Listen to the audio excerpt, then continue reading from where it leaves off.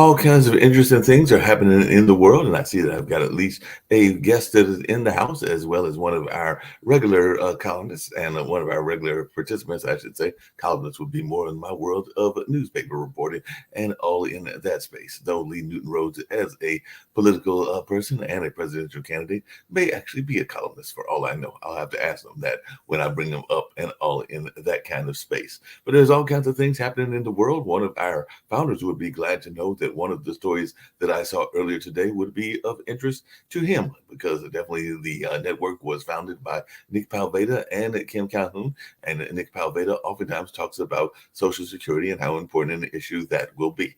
And apparently, in one of the articles that I read earlier today, that is one of the campaign issues that Trump is making available as well. So he's actually using that as one of his platform things that he's going to be talking about, and some of the ways that he's hoping to address that as he runs to become a president once again. So that is one of the stories that I ran across, and this will be interesting to Lee as well, because one of the things that I ran across, and I know that it is a story that sometimes people think about, even when they think about Trump, is that there's another candidate that has thrown himself into the presidential race. And what is interesting about this candidate is that he's serving time in prison. That is right. The Tiger King has said that he is going to run for president despite all of that stuff that was going on with him and the animal activists that he tried to kill and all in that space. But he is definitely still going to be running for office, and it'll be interesting to see what happens in that regard. So I'm very much interested in seeing what goes on with that. He's saying that he has the right to run. I didn't think that the felons were allowed to run, but I'm gonna have to do some research and see if that is the actual case. But he was saying that he would be running his campaign from the prison cells and all along those lines, and that he felt that there were some important issues that needed to be addressed, and that he wanted to address those from that prison cell that he is serving time in, and all in that space. And another news story that I saw that might be of interest to folks is that apparently there is an entire seaweed thing, or like a large seaweed blob, that is heading toward the Florida coast. They say it's twice the size of the United States, and that is something else that I saw in the news that caught my interest and caught my attention. I know it's kind of one of those obscure news stories, but they do say that it could cause some environmental crisis and even some crisis in the infrastructure there in Florida as it heads that way. So it looks like it is definitely heading that way, and it'll be interesting to see what folks have to say about that as well. And then the other article I read that was kind of in that science fiction space, but it's also reality, is that many people know the famous physicist Stephen Hawking. Well, one of his good friends was saying that the last theory that Stephen Hawking had about the Big Bang Theory was that we're all living in one big hologram. So I thought that was interesting, and that was an interesting concept that was put out there as well. So that was something that I saw that folks might have some thoughts about, and maybe even have some ideas about in that space. And of course, I'm sure that there'll be a number of other hard-hitting news issues that we'll get to as well. And I see that we've got Steve Rao here, so I'm going to bring Steve Rao on very shortly. And of course, we've got a very special guest. So I think I'll bring the special guest up first, and then I'll bring up Steve Rao and all in that space. But just really quickly, just to let folks know, we've got Nancy Perpile here. And of course, she is very much involved in the divorce space and relationship space and all along those lines. So I'm going to actually ask her some questions. We were actually having a very interesting conversation on yesterday, and it was at the end of the show. So I'm going to bring up Lee Newton Rhodes as well, so that he can actually chime in on the conversation. But as I recall, and you can correct me if I'm wrong, Lee, and everything, one of the things that we were talking about yesterday as we ended the show was the notion of why so many people are having sex when they know that the sex could lead to consequences, namely babies and other things, and all in that space. And that sometimes that maybe there doesn't need to be as much free will, well, not so much free will, but free willing kind of attitude about it, because you know the consequences, and the consequences could be babies, it could be diseases, it could be a number of other things. And of course, they would give me a hard time because, as I was telling you earlier, Nancy, I'm still in the single space. The other gentlemen were all in the married space and all in that line. So they were, and I'm going like, wait a minute, I might not want to give up on sex and all in that space just because I'm single and everything along those lines. But Lee, you might want to clarify what the position was and all that you were saying, and then I'd love to hear. Good morning, welcome, Nancy. Stories. Hey, good morning. I just start off briefly. They tell the cop after drinking, you didn't intend to drive drunk. Well, you drunk and then you drove, so the cop doesn't care what your intentions are. we all know having a physical relationship can lead to certain unintended consequences. I use the word unintended in quotations because we have a thing called STDs. We have pregnancy. We have regret afterwards, in terms of he said, she said, was it consensual?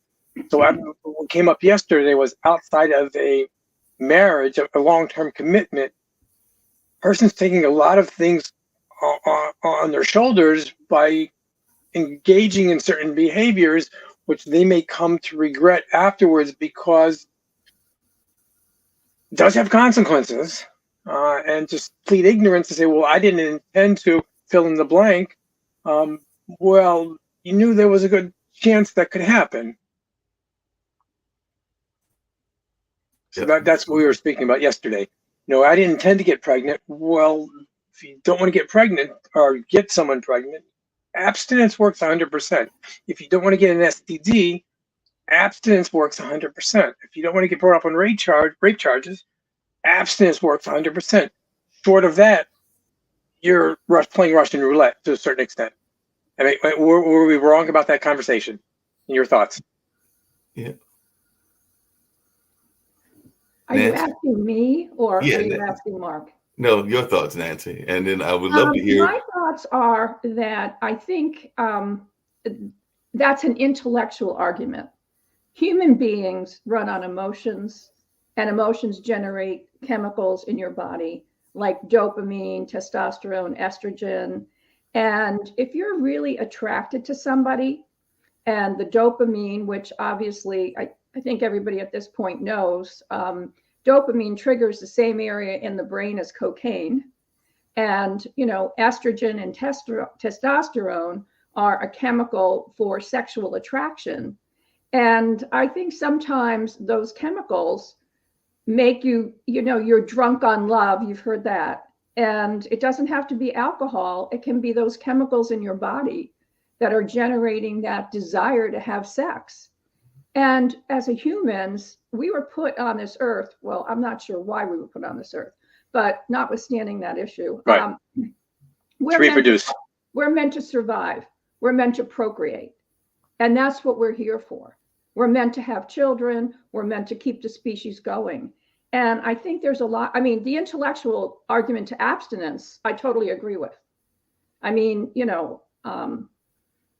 I was a virgin when I got married. I don't know how many girls are now, but I'm a lot older guys than the millennials. I think the average age for sex in the United States is 12 to 14, right? Right. Isn't that the average age now? Yeah, I don't think the public schools are really teaching that now, or stressing that. Well, I understand the argument on abstinence, and I think it's a good argument, but I also think that if people learn when they start to feel that sexual attraction, to step back and say, what is it? And is it worth the risk? So that's how I look at it. But I was a nurse before I became an attorney. And I know a lot about anatomy. I know a lot about what motivates us chemically as opposed to emotionally. And you can say, well, chemicals and emotion are the same. They're not. They're really not. But in any event, that's a whole different argument.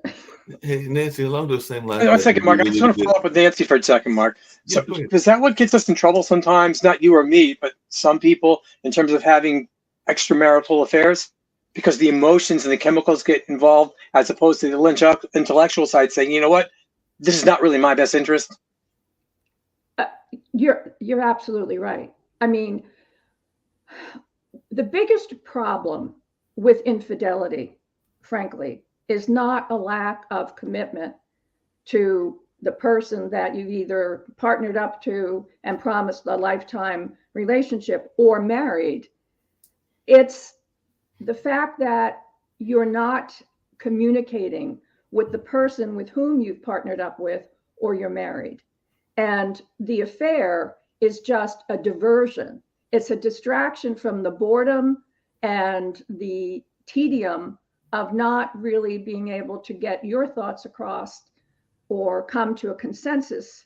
And you're looking for a way out. It's a diversion.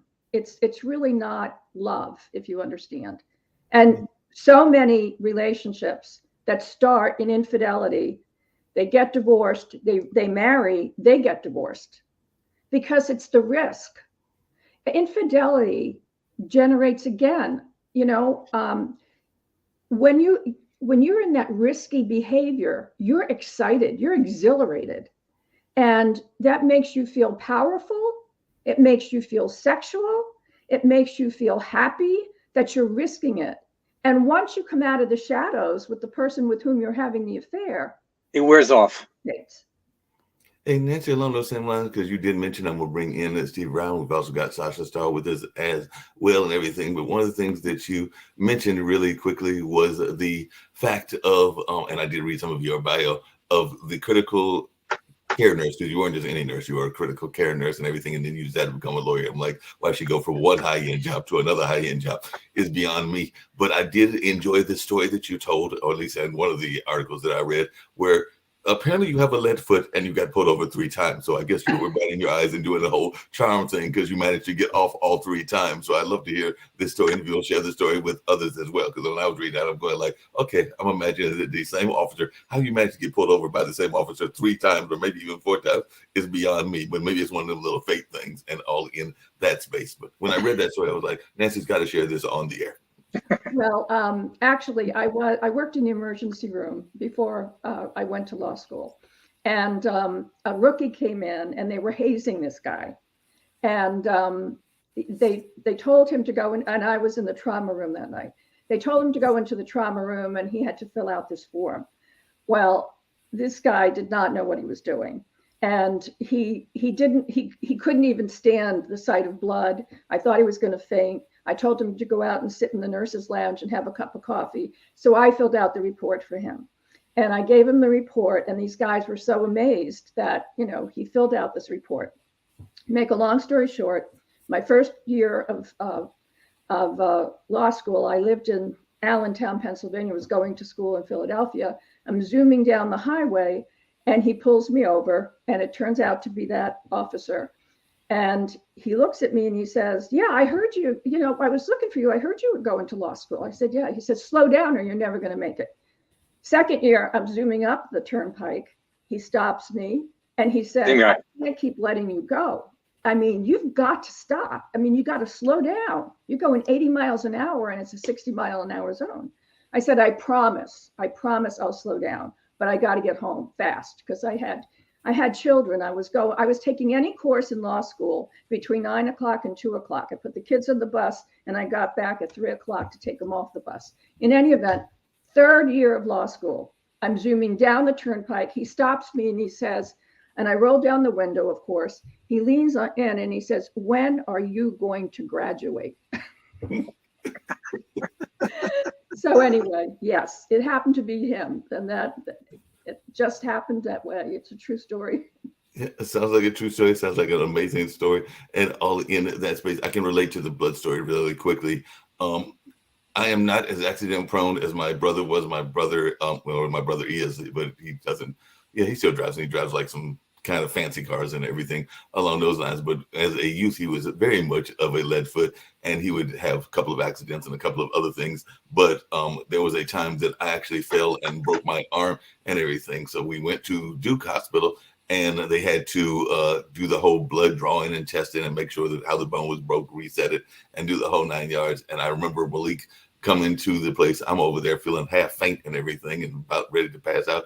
And he comes in along with my dad because they found out how to get in touch with them. They've gotten in touch, coming to the hospital to check on me and everything. And I look over at my younger brother and he's about ready to collapse. And my younger brother was like I said, my younger brother has been in all of these kind of incidences. So they were going like, well, why are you about to faint? You've been in like tons of accidents. And my younger brother in a crying mode. And like I said, he's probably in his 30s at that time, was going like, y'all don't understand that when that happens to me, that's my blood. That's my brother's blood. So it was a whole different kind of attitude. So he was having a empathy moment. And I definitely appreciated that from him and everything in that space. How did you get, because one of the things you mentioned too, and I definitely want to get into Steve and hear some of the things he's got on in the news, but how did you get into the divorce space? And you kind of mentioned earlier about the importance of communications, and we talked about that even offline as well. And I do know that a lot of times, whether it's in politics, and both Steve and Lee are in politics, communications can be one of the things that is not done all that well, despite some politicians that think that they are masters at communication. So, one, how did you get into divorce law, and how important is communication to relationships? Well, I got into divorce law not by choice, by happenstance. I wrote, when I was a nurse, I wrote a textbook with some colleagues from the University of Pennsylvania, Advanced Concepts in Clinical Nursing. And it was adopted by many nursing schools. What we were trying to do was do advanced concepts to get better patient outcomes in different departments. In the emergency room, ICU, med-surg, OBGYN, et cetera. So every chapter was a different way to get a better outcome. I went to the hospital administration, where the hospital that I worked at, and I gave them a whole list and some suggestions. And the administrator was very kind, but she looked at me and she said, now this is 1974. She said, at this hospital, only doctors recommend protocols. You're a nurse, and we're not going to be able to accept any of your protocols. So anyway, a few months later, I heard that there was a new hire at the hospital. She had been a nurse and she was brought in. She had gone to law school. She was a nurse attorney, and she was going to come to the hospital to do what I had offered to do, which is look at the different departments and try to get better patient outcomes. Because those were the days where we didn't have all the checks and balances that we have now. And there was a lot of malpractice, to be honest with you.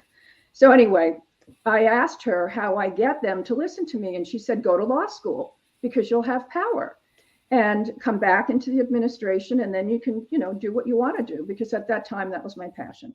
I go to law school, as you heard. I finally graduated after tormenting my friend, the state cop. In any event, I was hired by a firm to do medical malpractice, which I thought would be the perfect way to find out, how to get better patient outcome in administration. So my first day on the job, there were 75 files on my desk. They were divorce files. I went to the senior manager, the partner, and said, I really have no interest in divorce. I was hired to do defense malpractice. Now, this is 1984. He leaned across the desk, put his finger an inch from my nose, and said, you're not going to make it here. You're a woman. Divorce work is women's work. And you're going to do what we tell you to do, or you're not going to make it. Well, I'm in the middle of 7 kids. And when you tell me I can't do something, that's when I dig in and hunker down and do it. So I started to do my divorce work. I did the malpractice cases. And a few years later, they lost the contract to represent the physicians in the malpractice venue. And I had all these divorce files. I was divorced at the time. I had to support my children. And so I started a divorce practice. And that's how I got to be a divorce attorney. Wow. Sometimes life gets in the way. Yeah, life just getting in the way. Steve, I know you got to go out, and you said you had some news stories you want to cover, and I definitely want to get to Dasha as well. And I definitely want to hear from Nancy about the importance of communications. But I was going to turn it over to you just for a minute, Steve, as well. Yeah, I've got to run. I've got my message today. I really didn't have the news cycle. I'm getting ready. I'm hosting the Biden administration small business team here in Morrisville this afternoon. So I've got all kinds of security protocols I got to work on. We're visiting some small businesses and doing a reception at the Hub in Research Triangle. Thank you, Nancy, for being with us. And it's amazing here in the RTP. The Hub is 1.2 million square feet of residential and commercial space, 16,000 acres for greenways. And they're connecting all of these employers to kind of like the old IBM 800 building Frontier, and it's called the Hub Experiences Center. So it's just really exciting. So looking forward to that. I'll have a recap. I'll be gone tomorrow, but probably Monday I'll be back to begin the week. So no, we're going to try to bring Alan Thomas on. No really big news other than a little bit scary about the Russian drone, or the U.S. drone being shot down by a Russian fighter jet. So we're going to be talking about that. War continues in Ukraine. Lots of negative feedback on Biden's budget from the Republicans. Into the 6.8 trillion. So we're going to go through that. And I'm trying to think if there's any other major news. In North Carolina, what's surprising, rumors rumbling that the Republicans, as they draw the new seats, might create a new congressional seat for Mark Robinson and might be recruiting someone else to run for governor against Josh Stein. I was surprised to hear that Agricultural Commissioner Steve Troxler might be considered, which Mark was a very unconventional candidate, but the idea there would be to play to the rural areas of the state. So I think they're definitely scared about Stein becoming the next governor, and they're trying to hold on to the governor's office. So I've reached out to Josh Stein to bring him on the show. I think that's all I've got for now. I don't know if there's any other major news. Other Steve, Mark had mentioned a candidate running from jail. Do you know anything about that? Yeah, there was an article earlier today about the Tiger King, who is the gentleman that was very much in that whole anti-animal activist space. So he had actually run a couple of zoos and things of that nature. But yes, he has announced his candidacy. I think he announced it yesterday. So yeah, he's saying that he's running from jail, and you can actually look it up. The Tiger King is going to be running for office and all in that space. So Nancy, you're shaking your head as a lawyer. So what do you think about a felon running for a federal office in the office of president, particularly somebody like the Tiger King? And I do know a little bit about that Tiger King story. What do I think about it? I think it's insane, but I think a lot of our political players today are, dubious at best. Not much is what I think. Legally, I don't know, frankly, enough about what he has to do in order to qualify. I think if he's a felon, I don't think you can vote. So I'm not sure. Honestly, I have no clue how he could possibly do it. But the bar is very low. Yeah, so I was trying to figure out how he could do it, because I knew that they couldn't vote, even though they have changed some of those rules. I think that as they're getting out of prison, they have allowed some of them to start voting, depending on what the crime was and things along those lines. Because I do know that Mark, we have an attorney here also. I have a question about that. Once someone has served their term, why do they lose some of their rights? I don't understand the logic. Well, when you said he's incarcerated, perhaps. Yes. I understand. I'm saying once someone served out their term in the release. I do not believe he can vote.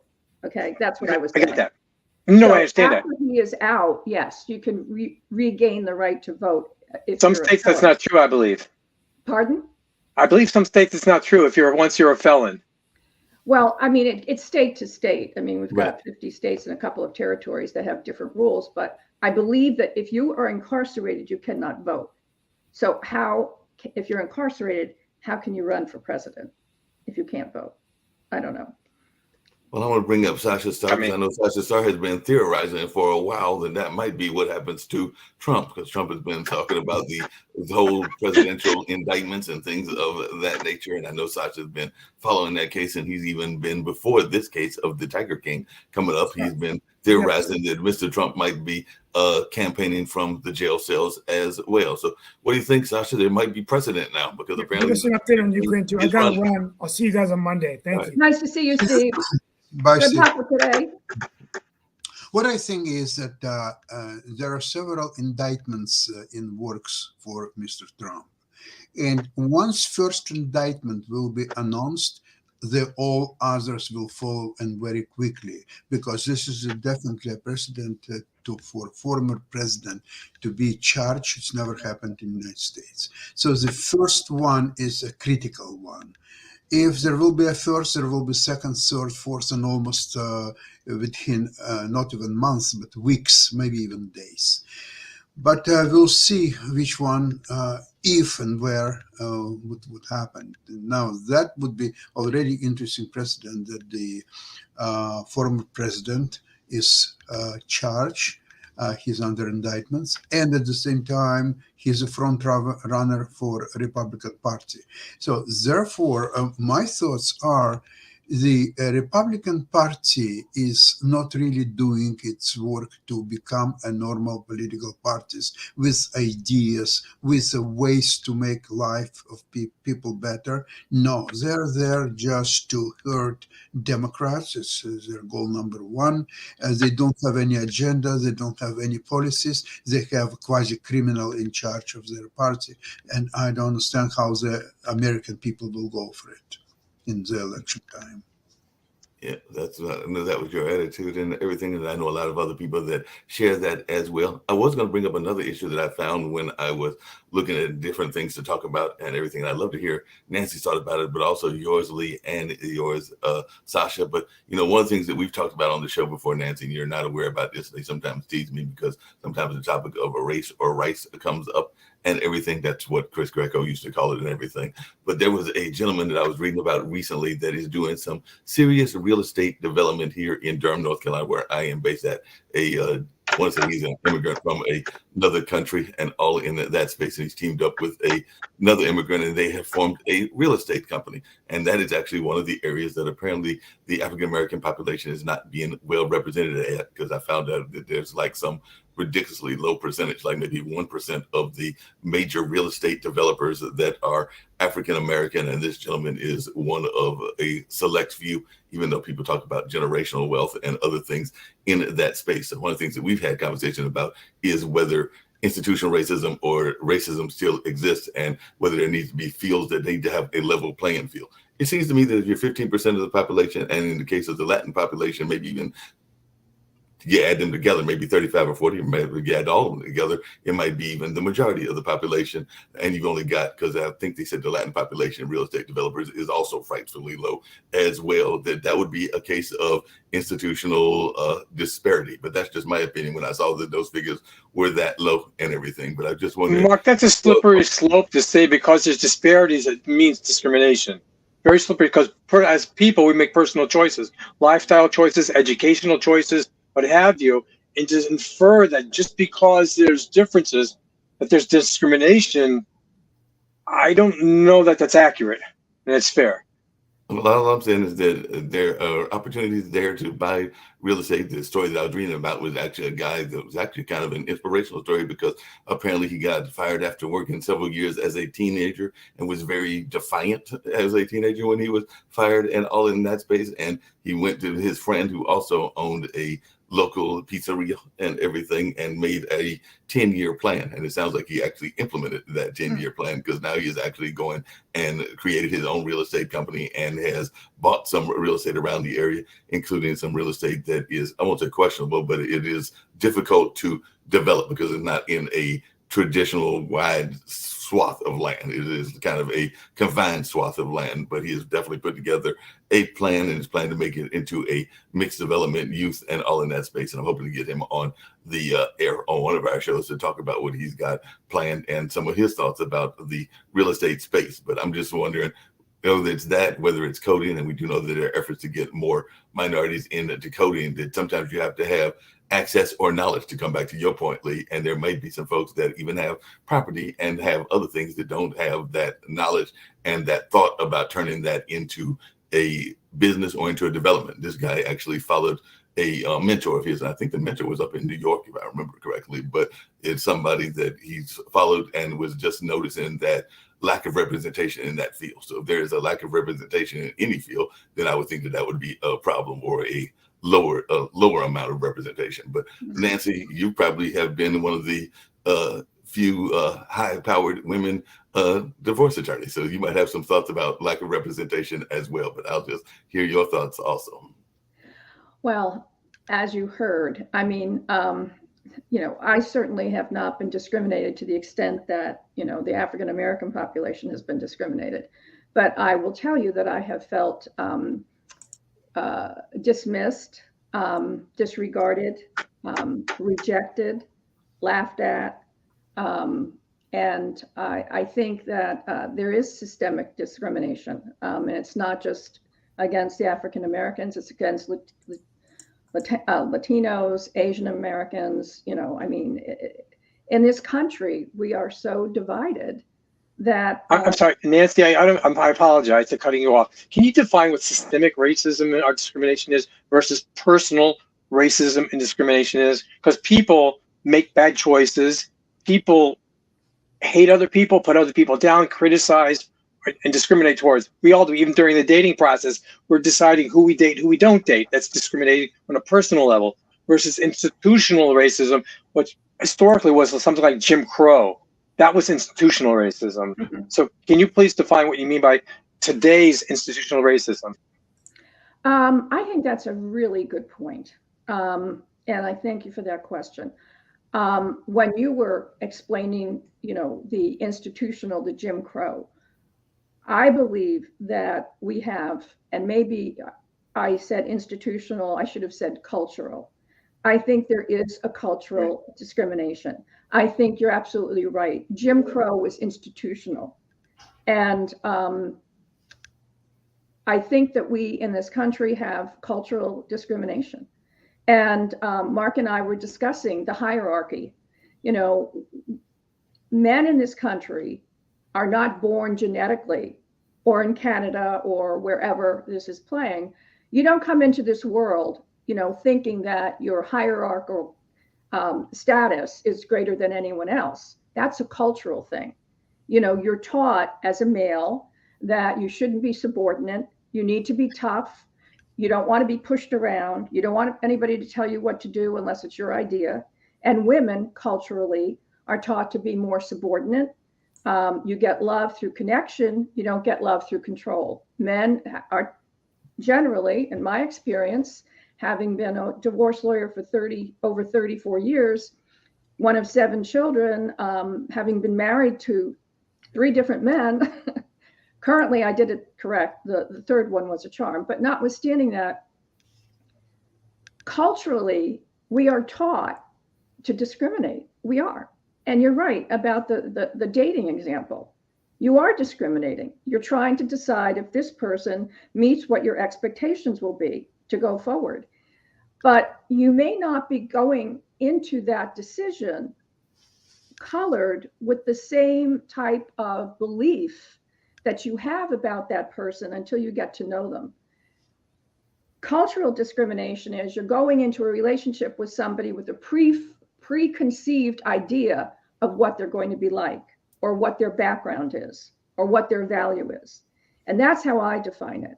I think that I don't think there's any question of a doubt that African Americans in this country are discriminated against by their color. I mean, I just don't believe that.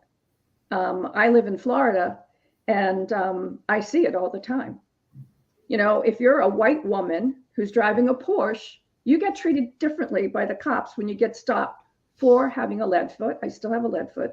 Than if you're a young Black kid in a Camaro.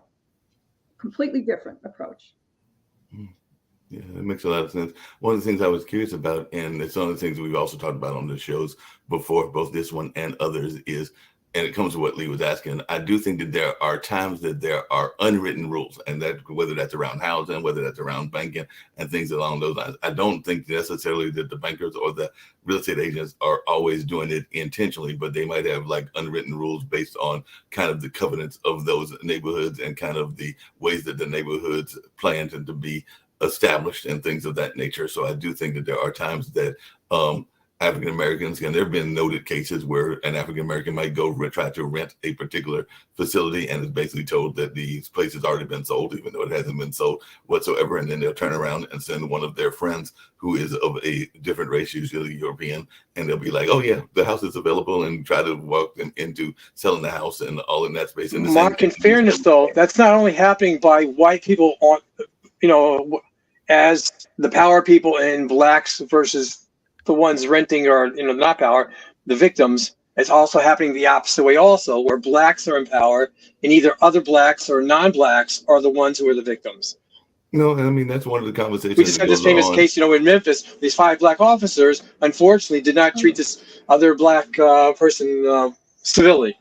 And that's one of the other arguments that goes on, because even in the African American community, there is a conversation around the middle class and the Black middle class, and whether it's doing enough to reach back to the other communities. I told y'all before about some of the efforts that were being done here in Durham, where some of them were actually taking on a very strong role in addressing some of the Black on Black crime and some of the gang crime, and actually Leonardo Williams, who we've had on this show, and he's been on other shows as well, did a whole initiative around trying to encourage business owners. And that was during the pandemic because he and his wife, who is from Zimbabwe, opened up a restaurant. And when COVID happened, they saw a number of businesses that were failing. So they actually created almost like an emergency fund, not just for their business, for other businesses. And they didn't care what color those businesses were. They were just trying to keep the restaurants of Durham afloat. And they definitely did that and did a good job of it. We probably had less of a failure rate. I'm not saying there weren't failures, because there were failures during the pandemic, even here,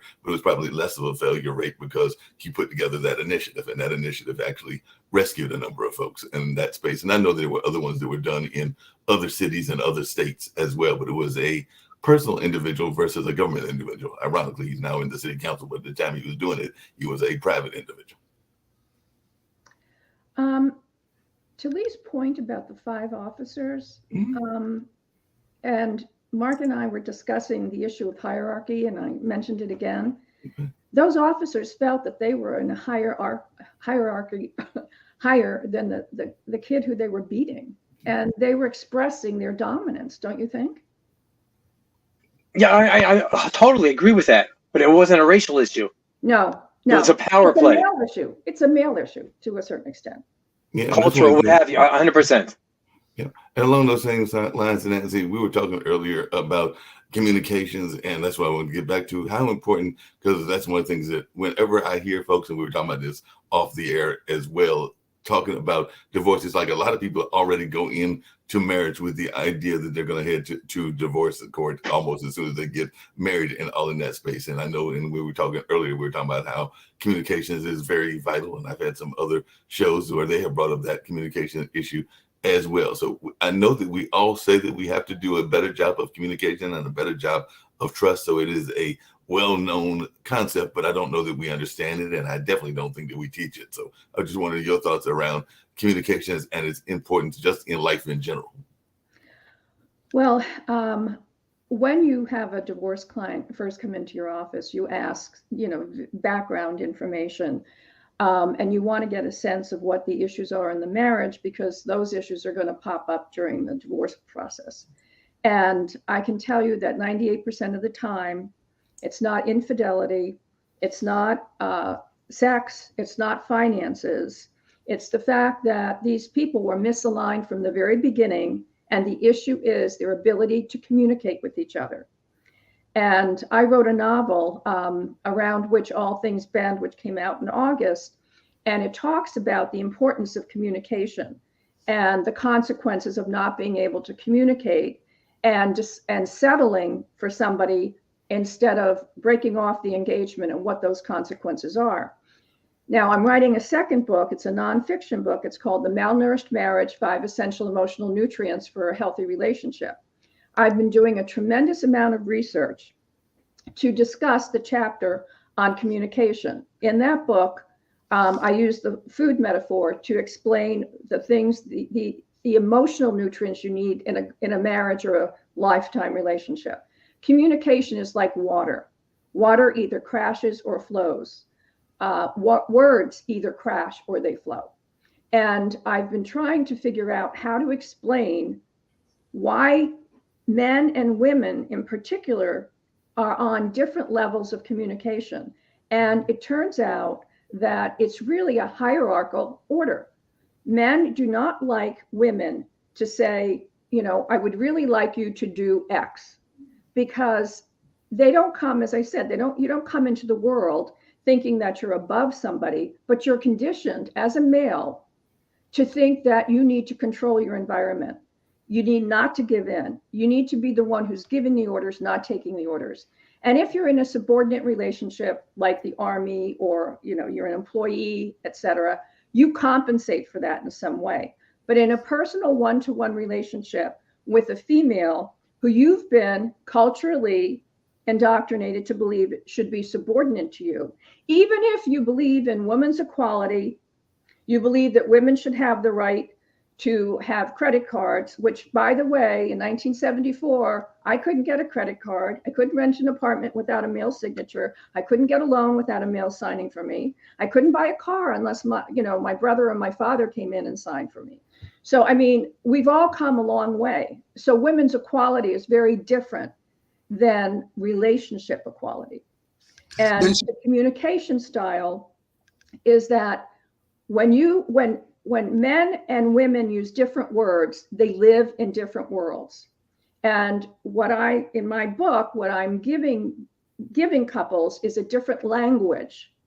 Instead of saying, we don't talk anymore, you can say, I feel like our relationship is dehydrated. I feel like we need some communication, etc. So when you start to use different words, when different words mean different things to different people, you're in different worlds. And so I think if you understand that when you're communicating with somebody, what is their cultural background?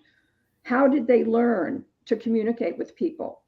How do they resolve problems? What is their idea of communication? Are they going to be open to the fact that, you may not agree and you're really negotiating to get a resolution to a problem? So, I mean, communication is absolutely essential. If you have good communication in a relationship, you're going to have good sex, you're going to resolve your financial problems, you're going to resolve your trust issues, you're going to be compassionate and patient.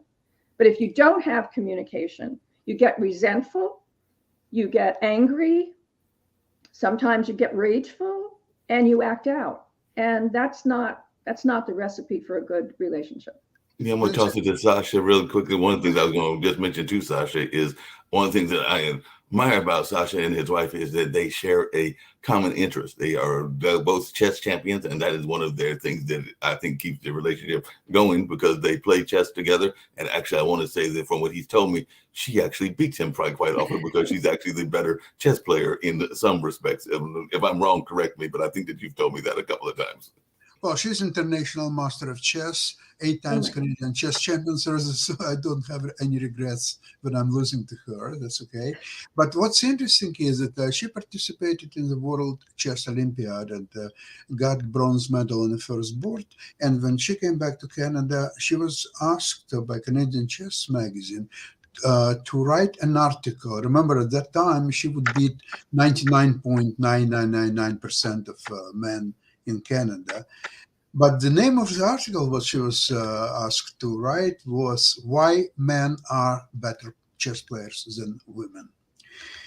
And we started to dig into it. I was helping her to research material for the article, and we found one very interesting study by Johns Hopkins University, which analyzed development of brain hemispheres in men and women. And what they discovered is that the part of hemisphere, the half of hemisphere, that is responsible for mathematical chess development or so on, is better developed or better created maybe in men's brain than in women's brain. However, there are some other areas which other part of the brain, the half of the brain, responsible, and that includes, by the way, communications is better developed in women than in men. So speaking about communications, and from everything what you so eloquently said before, of course, women almost have to be responsible for communications within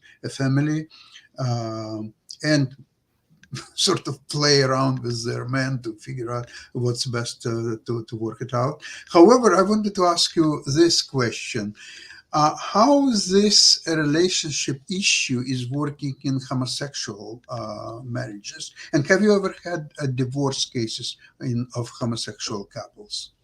Yes, I have. I've represented many gay and lesbian couples because, as I said, as a nurse, you don't judge the people that are your patients.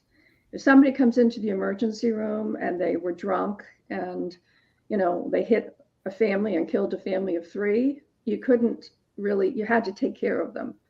And I'm not a judgmental person. I think as a result of my training and my background. And so I believe I was far more accepting than some other lawyers. So yes, I did have that experience. I think that homosexual couples have the same issues as heterosexual couples. I think they may have different communication styles. I also think that there's a hierarchical order between the couple. Who is the dominant one? Who's the subordinate one? There's always going to be a dominant and a subordinate. But you can't have dominance and subordinates in communication, in a relationship communication. You've got to have parity. You've got to have an understanding that what this person is saying, if you don't agree with it, you don't just block it. You've got to have more of an open mind and more of a, stand back, take a breath. If you don't agree, understand. Communication is a negotiation for connection. That's what communication is. You're trying to connect with somebody. And homosexual and heterosexual couples use the same, in my research, use the same criteria. Who perceives themselves to be subordinate? Who perceives themselves to be of a more hierarchical stage? You've got to dissipate that, and you've got to use similar words that mean similar things to you. Or as I already said, you're in different worlds. Hey, Nancy, along those same lines, how important or how much has it been an issue? Because we know that, well, two things. One, with COVID, a lot of people were staying together that were not used to staying together. We were talking about that earlier. And I know that there are some people that, would escape to work or escape to the boys or girls night out. And during the pandemic, they were not able to do that. So sometimes they had to put up with those differences. I earlier made the reference of sometimes being a little bit of an Oscar. And if I was living with a partner, that would be an issue if they were doing the whole Oscar Felix relationship and we were in the same house. Like if there was the non-pandemic, they could escape or I could escape to our own individual places. But I was just wondering, how much has that played a part, and also how much has social media, because that also became very prominent during the pandemic, played a role? Because I know one of the things that I get frustrated by is I probably eat out way too much. And if I go to a restaurant and everything and I see a entire family and they're all on their phone devices, I'm going like, well, why are y'all having family dinner if you're all having communications with everybody else underneath the sun, other than those that are the ones that you're with, and all in that space? But I just wondering your thoughts on both of those. Well, I think that's an excellent question. I mean, and that is, we don't have the statistics. They've not all been collected by the Census Bureau, but the reality is that there's been a drastic uptick in divorces as a result of the pandemic. And it's, you said they put up with it. The courts were closed. They couldn't file for divorce. And as you said, there was no place else to go. They had to stay in the same house. But as soon as the courts opened up, there was a drastic increase in the filing of divorce in Canada, in the United States, in England, in Europe. And the things that, it wasn't just being together. And you mentioned, and that was a brilliant question too, about social media. Well, the issue necessarily wasn't, there were arguments about whether they should get vaccinated. There are two very different ideas about vaccination. Whether the children should get vaccinated, two very different ideas about vaccinations. Whether they should, how they should spend the money on that COVID relief package. People were getting divorced over that. So there were so many other issues that COVID and the lack of distraction in a relationship caused, that has caused a drastic uptick in divorces. Prior to COVID, the divorce rate was between, it depends upon, what statistic you look at, 47, 48%. But we say it's about 50%. Second marriages, it's 60%. And third marriages, it's 70%. So when you talk about getting a divorce is really just a diversion unless you figure out what the underlying issue in your relationship was. And as I said, the biggest problem is being mismatched from the very beginning. And, Lee talked about, abstinence and attraction. And, sometimes you really do have to step back and take a breath and say, is this really the person that I really want to be partnered up with for the rest of my life? Are we going to be compatible enough? Or do we have unrealistic expectations with each other? And the answer probably is yes, you probably have unrealistic expectations. No, that makes a lot of sense. Get ready to ask Sasha another question really quick as we get ready to wind down and everything. But before I get to that, I jokingly have said on this show, but not overly jokingly, hit the big 6-1 in July and everything. And I appreciate the compliment that you gave me earlier when we were on beforehand and everything. But is it too late for a 61-year-old single man, or is there still hope for me in that relationship space and everything? So, Sasha's got his wife, a very lovely wife from what I've seen. I haven't met Lise, but I understand she's a wonderful person as well. But I want to know if there's hope. She can tolerate me, right? Actually, what's interesting is that everybody on the show, not only two of you, but most people on the show, so I'm talking about 10, maybe even more people, never seen my wife at all. She never participated in the show. That's not her on the wall behind you, Sasha? No, it's my daughter. That portrait? Okay. It's my daughter. And everybody. Gorgeous picture. He said it was his daughter. And everybody believes what a wonderful person she is, and everybody admires her or so on. Well, you can see her pictures though in Wikipedia, or you can Google her or so on, Navastar. But in person, like on this show at least, nobody ever seen her. Even Shaquille, when he was here in Toronto just a couple of weeks ago, he hasn't met her, unfortunately. She talked to him, but he never met her because, unfortunately, she had hip replacement surgery in January, at the end of January. So she still was not mobile enough to go out and meet him. Anyway. So can I ask Nancy a marriage question or relationship question, please? Yes, before. In terms of marriage, I used to think, and I was told marriages are 50-50, give and take, what have you. And the older I became, I'm learning that's not true, and it's not the right attitude for marriage. Each partner ideally should own the marriage. It's on them. They're responsible for the success of the marriage, assuming they're not in a toxic relationship and being abused. Mm-hmm. That it's on them. They should be the right partner, and as opposed to having expectations from the other person. Absolutely. It's 100% on themselves. Absolutely. I mean, that's the issue. The issue is, John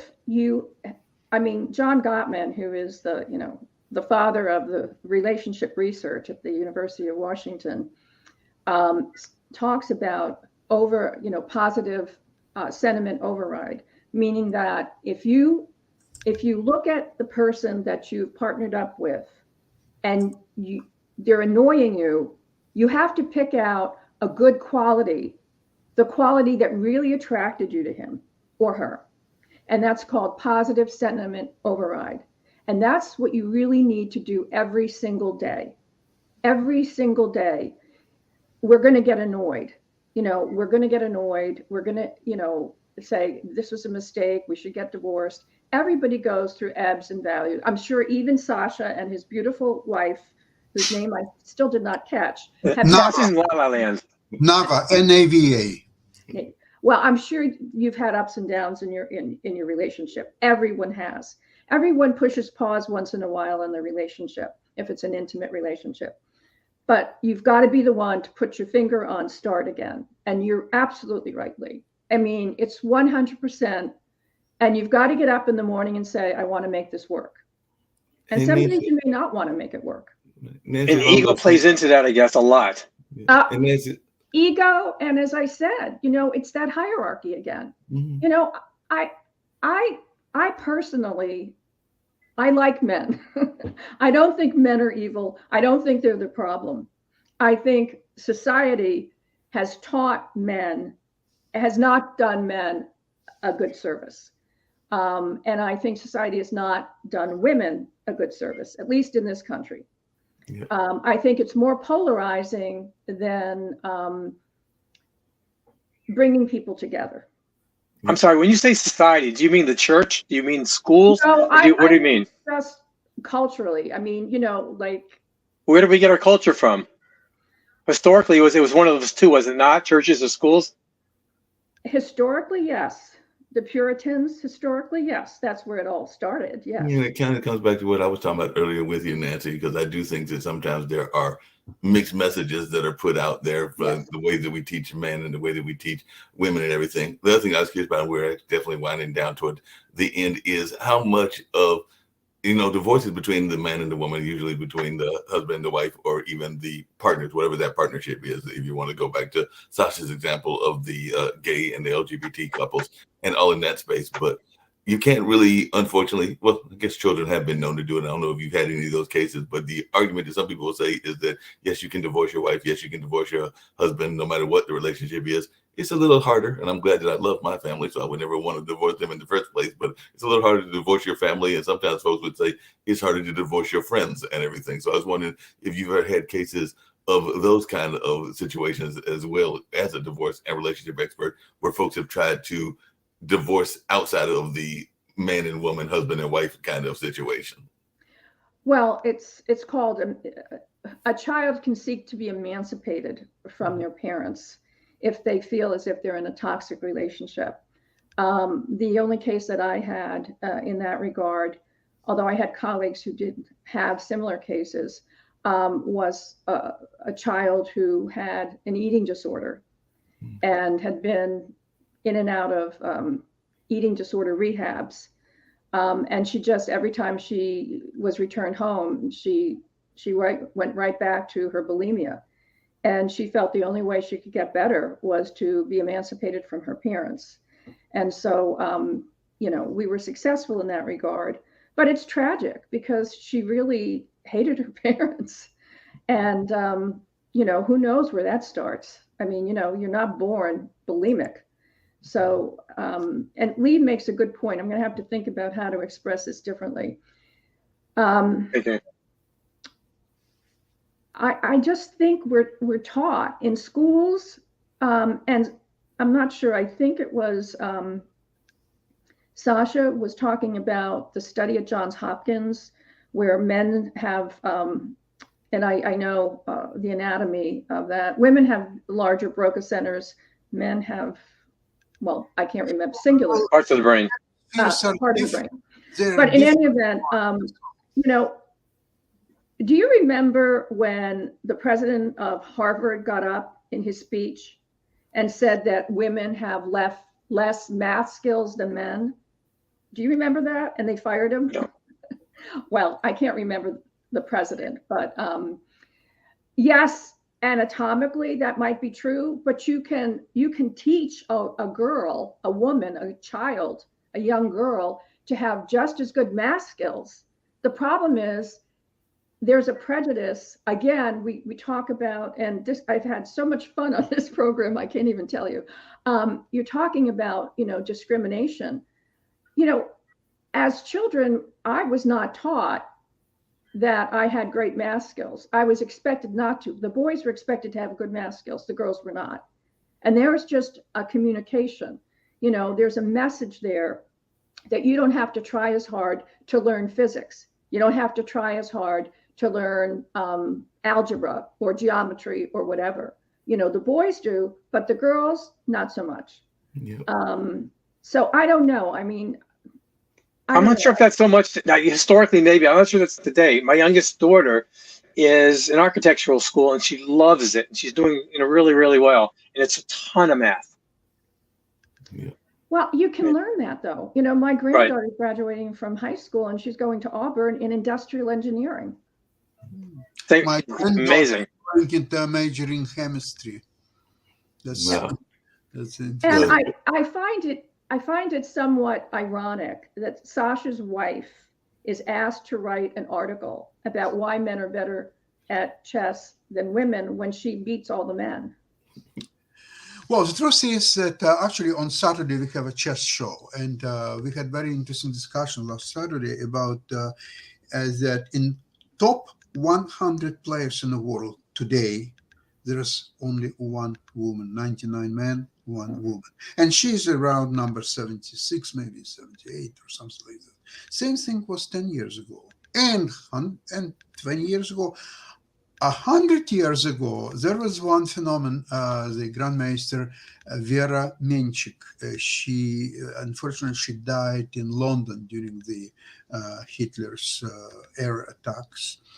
And she was defeating a lot of top Grandmasters. So there was even a so-called club Vera Menchik, which included all male Grandmasters that she would defeat. But it was, again, 100 years ago. So slightly less, around like 30s of last century. So again, but this is a phenomenon. As a rule, what we see constantly is that there is one woman in the top 100. And how they calculate? They have special ELO system in chess, which calculates all the games that person ever played and against whom he played, what was his rating, and calculates all the time electronically, of course, rating of all top players. So it in truth is, and so some people on the show believed, Jim Eder, for example, from Eder Foundation, he believed that the more women will be encouraged to play chess, the better they will become, or so on. And I was more skeptical on that if they biologically, just about chess, they are, I hate to say, inferior to men. It's coming from my mouth, and I'm quite upset about that. But you cannot fight biology sciences. You cannot do that. And where I ended the program is that I remember I read an interview with one top woman chess players, and the phenomena is that actually before the age of 12, the girls are doing in chess just as well as boys. There is no inferiority at all. But from 12 on, the boys continue progression, and girls losing their interest or so on. And she's a woman grandmaster. She said that this is another evidence why women are smarter than men.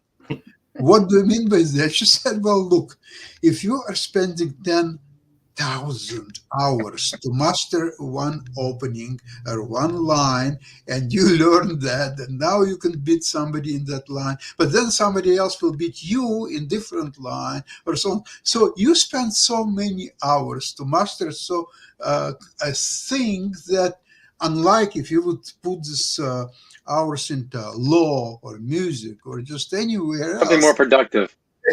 your results would be indeed more productive and more obvious. So this is another evidence, why girls are smarter than boys. It might be a good example of that. Hey, Nancy, I want to have some closing remarks from you. The thing I was going to get to Sasha, we never got to, but I know he'll be talking about it both on tomorrow's show as well as on his show around Ukraine, Russia, and China. Is can we divorce Mr. Putin? Since you're a divorce attorney, can we go ahead and divorce him? I'd like to do more than that to Mr. Putin, but I'm just going to keep my opinion to myself.